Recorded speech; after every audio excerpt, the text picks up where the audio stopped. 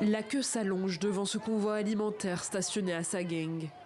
Les travailleurs humanitaires distribuent de l'eau, du riz et des haricots aux victimes du séisme.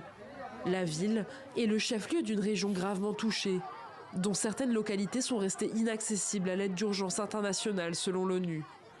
En cause, les restrictions imposées par l'armée, qui continue de mener des frappes contre les groupes rebelles malgré l'instauration d'un cessez-le-feu temporaire le 2 avril.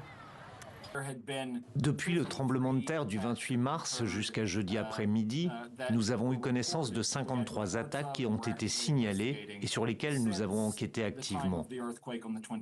Depuis hier, le 3 avril, jusqu'à la tenue de ce point presse, nous avons eu connaissance de 8 autres attaques.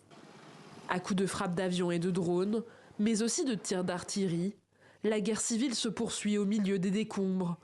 Et selon des informations recueillies par les Nations Unies, l'armée birmane poursuit même son recrutement, enrôlant de force des jeunes valides qui participent aux opérations de sauvetage.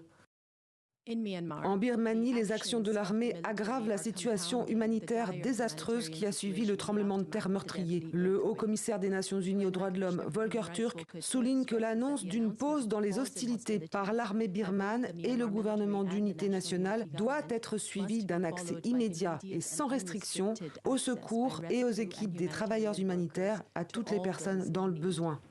Jeudi, le chef de la junte, Min Aung Hlaing, s'est rendu en Thaïlande, pays lui aussi touché par le séisme, alors que plus d'une semaine après la catastrophe, de nombreux Birmans sont toujours forcés de dormir dehors, privés de logement ou craignant que celui-ci ne s'effondre.